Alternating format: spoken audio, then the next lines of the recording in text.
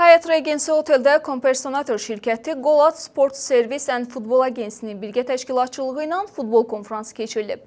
Tədbirdə idman ictimaiyyətinin nümayəndələri, scout və seleksiyaçılar, məşqçilər və digər futbol adamları iştirak ediblər.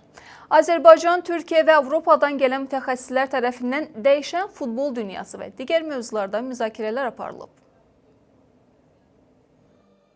Compersonator şirkətinin tərəfdaşlığı ilə Golat Sport Service and Futbol Agensi tərəfindən Futbol Konfransı Bakı adlı beynəlxalq tədbir keçirilib. Azərbaycanda ilk dəfə təşkil olunan konfransda ölkəmizdə futbol sahəsində çalışan insanlar bir araya gələrək müasir futbol mövzularının müzakirəsində iştirak edib. Xarici və yerli mütəxəssislərlə qarşılıqlı fikir mübadiləsi aparıblar. Futbol forumunun əsas mövzusu dəyişən futbol dünyası olub. Burada Türkiyə, Avropa və Azərbaycandan olan mütəxəssislər panel müzakirələrdə iştirak ediblər. İştirakçılar sırasında Azərbaycan klublarının nümayəndələri, futbolçular, FIFA futbol agentləri, məşqçilər və gələcəkdə öz karyerasını bu istiqamətdə qurmaq istəyən şəxslər yer alıblar. Spikerlərdən olan AFFA-nın klubların lisenziyalaşdırılması departamentinin direktoru Elçin Məmmədov CBC Sporta müsahibəsində sözü gedən konfransın Bakıda keçirilməsinin ölkəmiz üçün vacib olduğunu qeyd edib.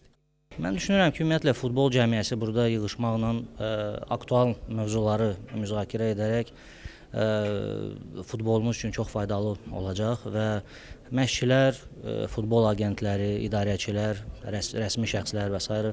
bir yerdə mütləq mütəmadi olaraq toplaşıb cəri vəziyyəti müzakirə etməlidir və gələcəyə də baxışı ortaya qoymalıdır.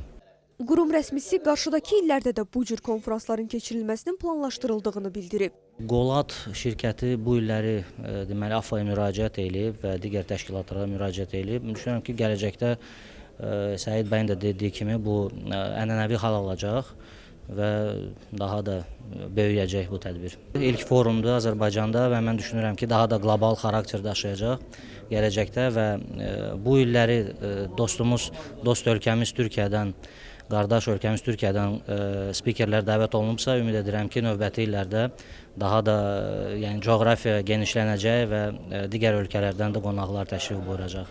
Golat Sport Service and Futbol Agensinin direktoru Səid Bağırov, həmçinin Compersonator şirkətinin rəhbəri Tarkan Batgün də futbol konfransının faydaları barədə fikirlərini bölüşüblər.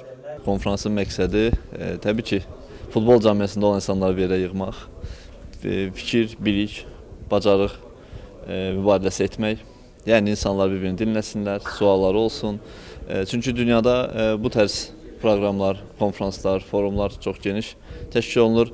Məqsəd olur ki, dediyim kimi, futbol mövzudursa, futbolun digər tərəflərini izah olunsun, yeniliklər ölkəyə gətirilsin, ən azından fikir olaraq müzakirə olunsun. Bu futbol konferansı Bakü ilk bir örnek. Bundan sonraki organizasyonda dünyanın çeşitli yerlerinden, Japonya'sından Amerika'sına futbolun ulemaları burada olacak her sene bu zaman.